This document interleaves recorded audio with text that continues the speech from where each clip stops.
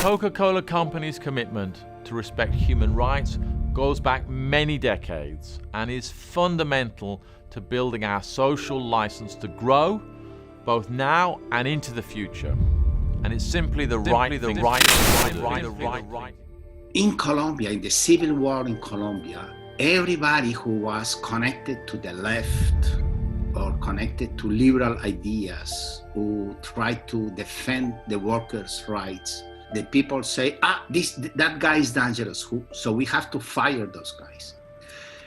But sometimes they cannot fire the guy because they still in the old fashion of union, they still official workers of the company.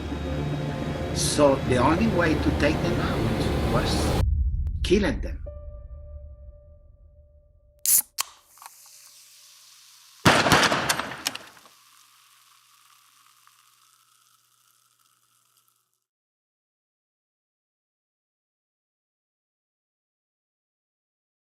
El seguro lo ponemos nosotros, los uniformes los ponemos nosotros, todo lo que se gasta en la ruta lo ponemos nosotros. Coca-Cola solo nos arrienda el camión, pero la empresa no se responsabiliza de nada. Entonces, con esas condiciones, decidimos formar un sindicato.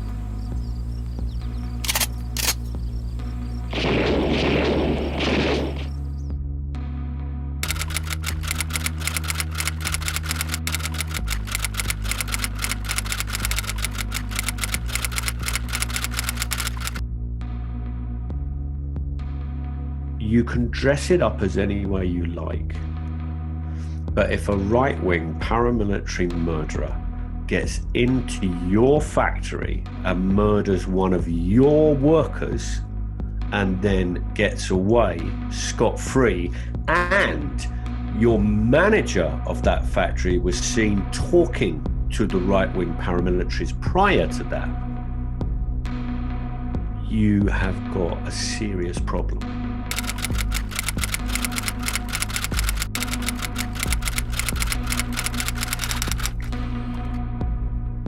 If one guy is killed, well, okay. Maybe the guy was involved in a romantic story with a girl and the husband come and kill him. Maybe the second one is because they own some money, but it's impossible to kill 1, 2, 3, 4, 5, 6, 7, 8, 9, 10. And 11 people, all of them involved in union activities. Come on. Mi nombre es Javier Correa. Yo soy obrero, trabajador en Coca-Cola desde el año 1983, desde el mes de septiembre. Entonces uno llega pensando en que pues, es una compañía buena, que es respetuosa de los seres humanos que laboran a su interior de las fábricas, pero en el paso de los meses se van dando cuenta de hechos que se cometen contra trabajadores. Coke wants control over all of its operation and its workforce. One of the things labor unions do is they create kind of what we call a middle class, where people are paid a fair wage, fair benefits, have rights on the job. There is not dangerous people. There are people who protect the rights of workers. Where unions exist at Coca-Cola is because they've had to fight hard to maintain any contracts that they have. Había una entrevista aquí en la embotelladora. El encargado de recursos humanos era un militar. En su escritorio ahí tenía un arma. Y las preguntas y el cuestionamiento que a uno le hacía era: ¿qué sabes vos del sindicato? ¿Te gustan los sindicatos? ¿Qué clase de lectura te gusta? Para mí en ese tiempo pues bastante intimidatoria. El día que yo me afilié por ahí en el año 84, 1984, cuando yo salgo de la fábrica, la embotelladora de Coca-Cola, de laborar y llego a mi casa tipo 7 de la noche, dentro de mi casa estaba el gerente de relaciones industriales de ese momento. Yo a mi familia y diciéndole que yo me había puesto la otra camiseta y presionándola básicamente para que me obligaran a renunciar al sindicato.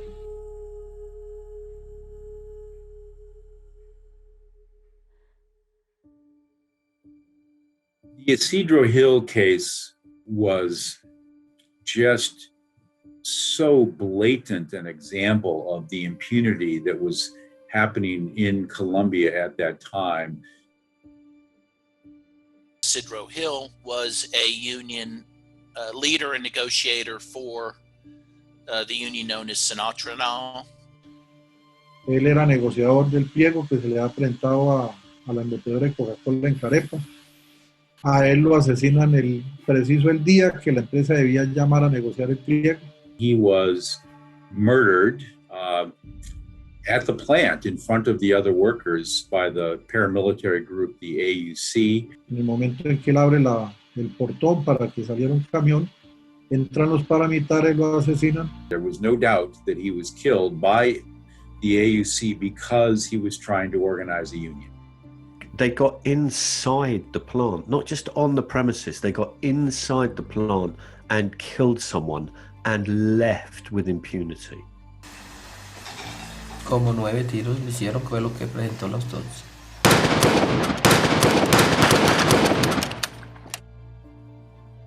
And after he was murdered, the AUC passed out union resignation forms to all of the other workers in the bottling plant and made them sign it.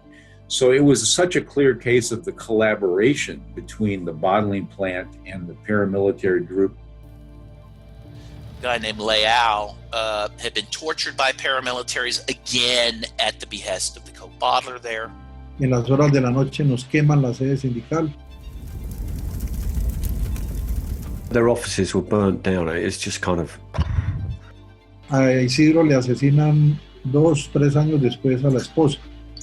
La llamaron a la puerta, llegaron hasta la casa, ella salió a verificar quién la necesitaba y en presencia de sus 2 hijas la asesinaron.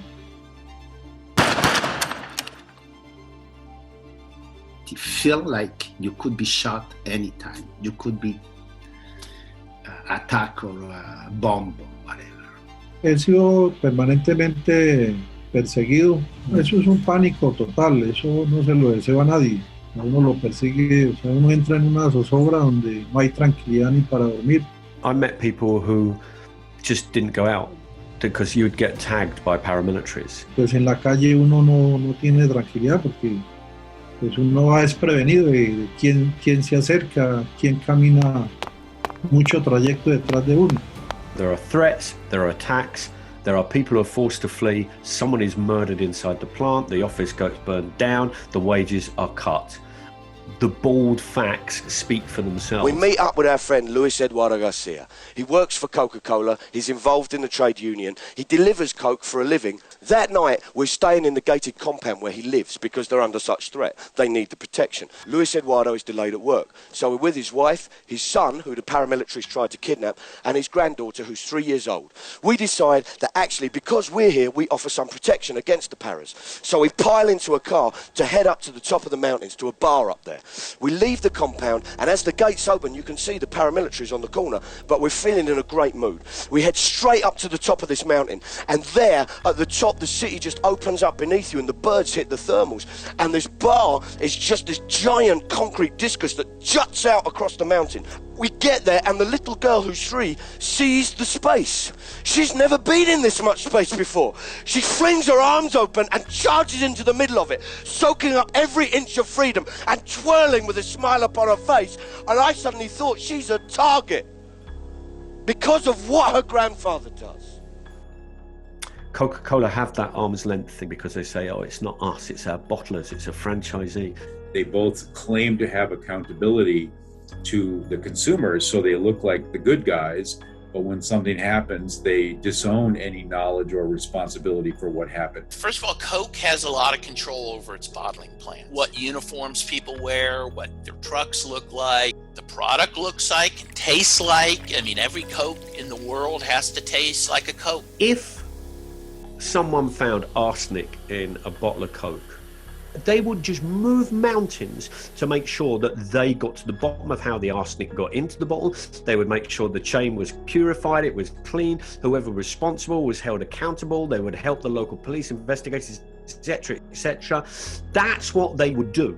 And there was a letter that had been sent to Coca-Cola headquarters in Atlanta before the murder, in which Sinatra now said they were afraid something like that would happen because in Colombia they are very kind. The guy who is going to kill you, they are very kind. They send you first an email, and then they send you a telegram, and then they send you a fax, and then they go and visit your house and say, we are going to kill you. Okay, so you know it. These guys know it. So they did warn Atlanta about this, and Coke Atlanta did nothing.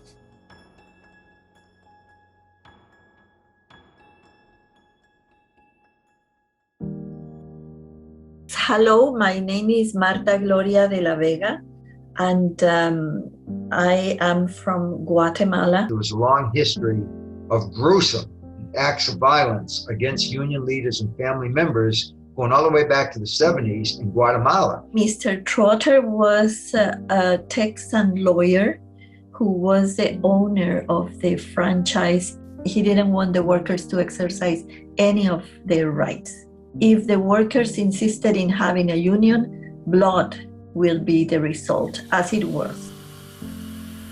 Trabajo de mecánico industrial aquí dentro de la embotelladora. 38 años de trabajo. Es bastante amplia, ¿sí? La represión con nosotros, o sea, fue tan dura que empezó con el asesinato de los dos secretarios generales, ¿verdad? One of the managers, he wanted a meeting not in his office or in our office, but in a parking lot. He was very clear in how would we be killed. And the first one I remember, he said, Pedro Quevedo, and in fact on December the 12th, they machine gun Pedro Quevedo while he was in his truck delivering the product. Later on, Manuel Lopez Balam, he took the post of Secretary General of the Union. 4 months later, April 5th, he was stabbed to death when he was delivering Coca-Cola in one of the stores. 28 times he was stabbed and died.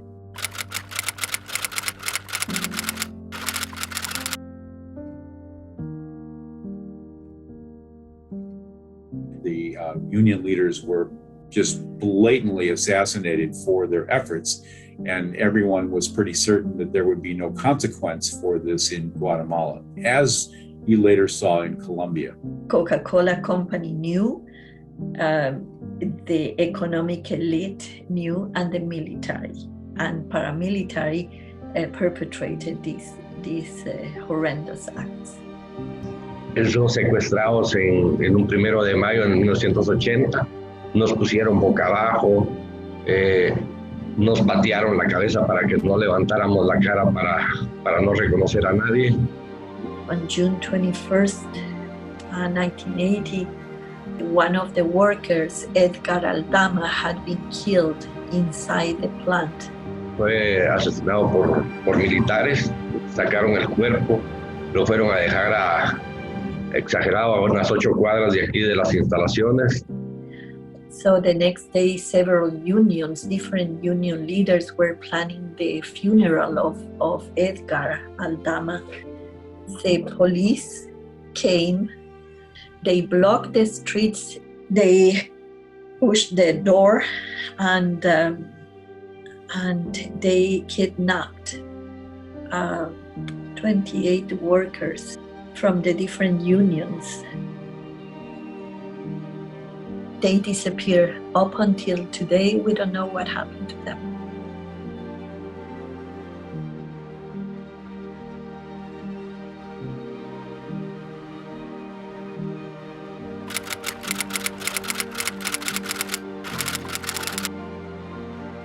Ultimately, some international unions complained about this. Coke went in and took that plant away from that owner. We've used that and cited to that as a concrete example that if it really hurts Coca-Cola's bottom line, they can step in and do this.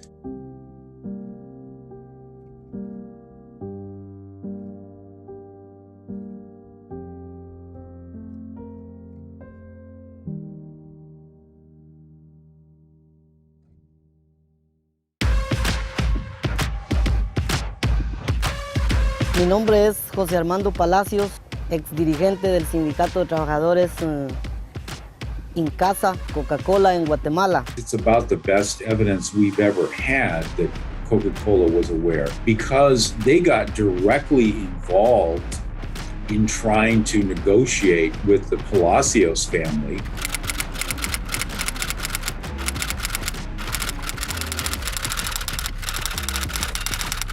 He started receiving serious death threats, including visits to his home and threats against his family members. Violentaron las puertas de mi casa, amarraron a mis hijos, a mi hija de 9 años, la amenazaron con una pistola.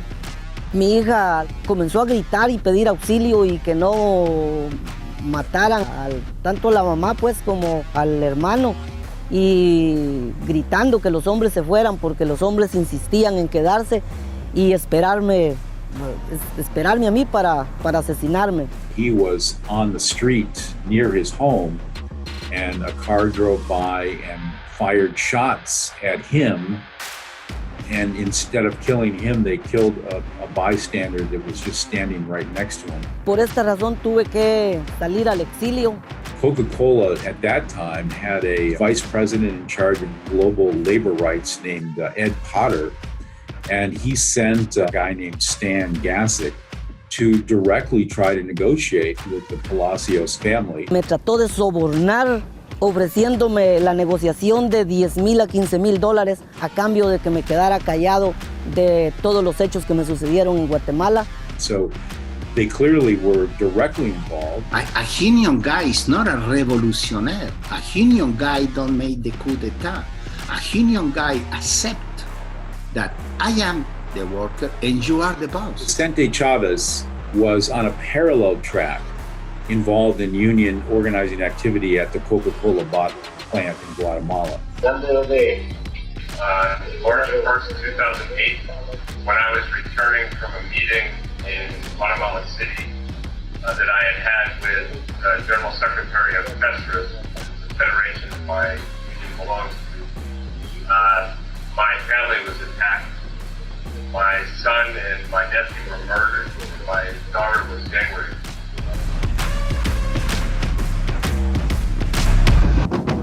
It was the life of working people. All they were doing was trying to survive and exercising their right. Coca-Cola has never admitted wrongdoing for what happened in their bottling plants in either Colombia or Guatemala, or Turkey for that matter. What Coca-Cola would admit is that the events happened.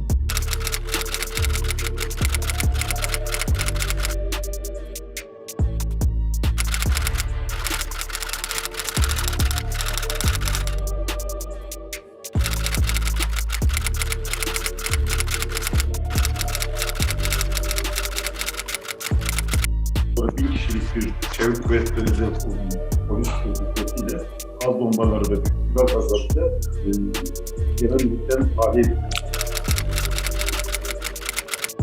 Şiddet kullanarak yani kolları şey yapar, sigarat şey yapar, biber gazı da şey yapar. Şiddet kullanarak cezasını.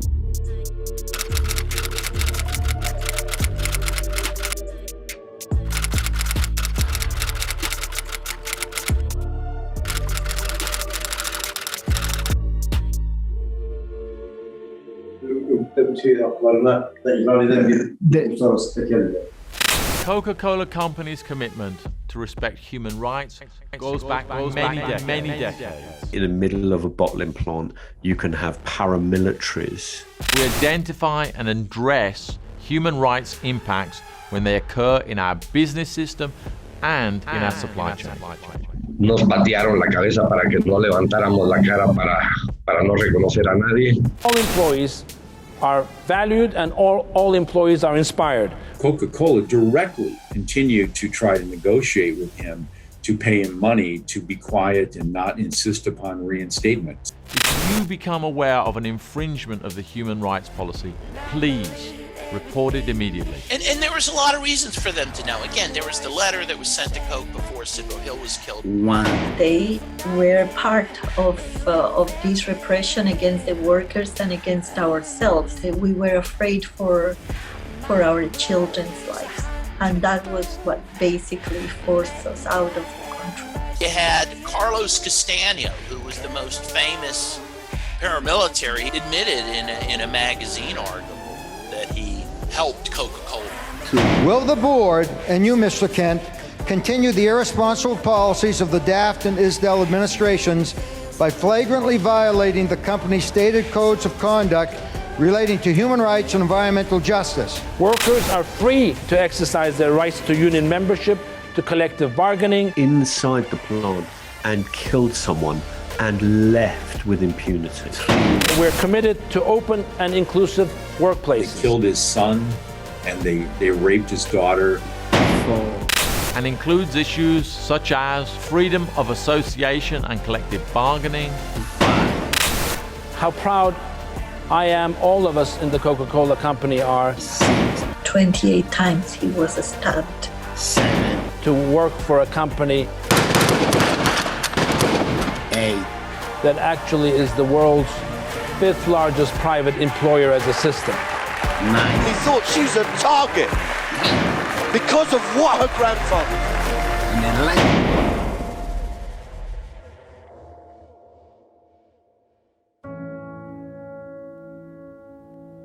The Coca-Cola case involving Cedro Hill is a prime example of what is wrong with corporate accountability today and then as well. Nothing has changed. I was talking with the workers in Guatemala. Just a few hours ago, they were telling me how the Coca-Cola company wants to destroy the union over and over. Nosotros estamos muy claros de que siempre va a estar la opción de parte de ellos de quererse deshacer del sindicato y la obligación de nosotros de luchar porque eso no pase. What Coca-Cola wants is everybody to be described as a precarious worker. Precarious worker is somebody that really has no rights. They don't want to hire people. They want to contract people. In order not to pay the wages that the union has. So there is today 60% of people who work for Coca-Cola in Colombia, they don't work to Coca-Cola, they work to employee agency. So Coca-Cola doesn't have any responsibility. When we researched Coca-Cola in 2020, I was surprised and impressed to see that it had a relationship with the International Union of Food, the IUF, but their relationship had in fact dissolved the previous year in 2019. Several long-standing issues had not been resolved. As an excuse, the Coca-Cola company says, well, it's our franchises, it's our bottlers. But that's not an excuse that they can hide behind any longer. The IUF, they have listed now, 2021, 5 countries where Coca-Cola is seriously violating labor and human rights. Haiti, Indonesia, Ireland, the Philippines, and the US. In Ireland, the Coca-Cola company closed 2 of its directly owned concentrate plants. Workers risk personal setbacks if they join and promote SIP2. The Coca-Cola company management tries to intimidate and harass workers seeking to exercise their fundamental rights. 2 of these countries, Ireland and the Philippines, Coca-Cola, headquartered in Atlanta, they own these plants. They own them. This is the company itself. They're justifying this by saying that local legislation supersedes Coca-Cola's own human rights policy. Wherever you go with Coca-Cola, the thing is that they will go to the lowest possible social, environmental standards they can get away with. In the USA, the company's bottler spent more than $330,000 hiring a union-busting consultant firm. Hoy dentro de Coca-Cola FEMSA seguimos estando amenazados de muerte, se persigue, se judicializa. Pero para nosotros no ha cambiado la política de la empresa, por el contrario. al hacerla de una manera mucho más difícil de demostrar, pues es mucho más efectiva, es mucho más directa contra el trabajador. El 21 de diciembre fue el otro hecho en Barranca contra Juan Carlos Galvis, que le ingresaron a la casa en las horas de la noche, se le llevaron una USB, un computador. In the Philippines, they've used the force of police power, all kinds of intimidation and discipline. The Coca-Cola bottler in Haiti, 4 of the union leadership has been dismissed. The IUF has repeatedly brought these violations to the attention of the Coca-Cola company. Y que si la Coca-Cola quiere venderse, lo primero que tiene que hacer es tratar bien a los ciudadanos. Entonces, el día que aprenda eso, se dará cuenta que no puede hacer estas cosas. No puede venir a España y esquilmar. No puede ir a Alemania y tenerlos un año en conflicto. No puede ir a Colombia y que mueran sindicalistas. No puede ir a Sudamérica y que aparezcan los hijos de los sindicalistas y los trabajadores muertos. No puede.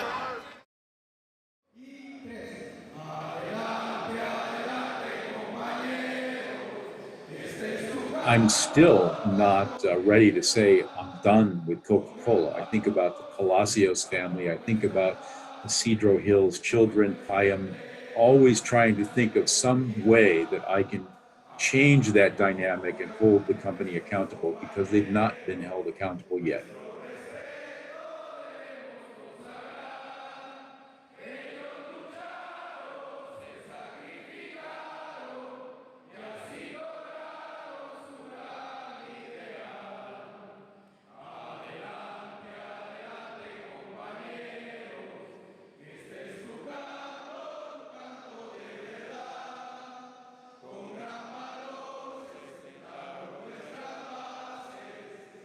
In 2019, I met with some of the widows, and that has had a terrible impact in their lives.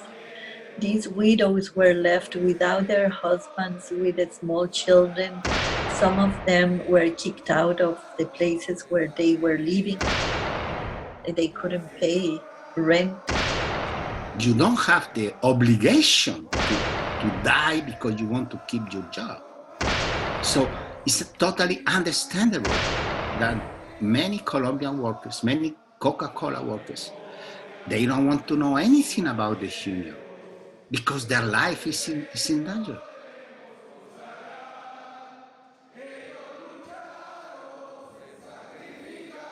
The thing about standards and rights is they have to permeate through the whole thing, or they don't exist.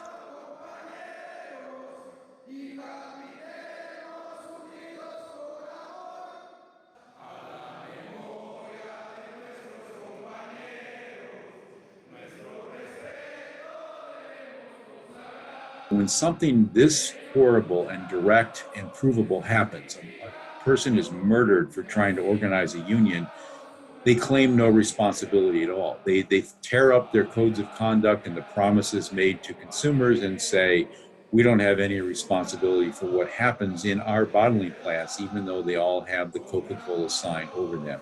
We need direct responsibility, and there are a number of ways to do that.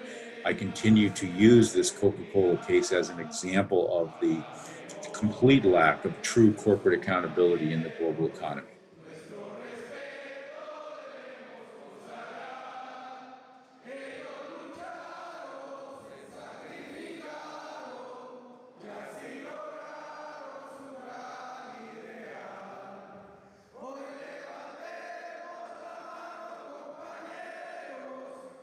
You feel angry, you feel bad because Coca-Cola is a rich company.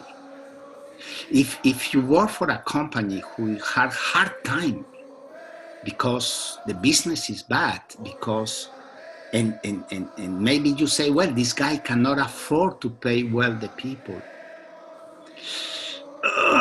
Maybe you understand, but Coca-Cola, they make money everywhere.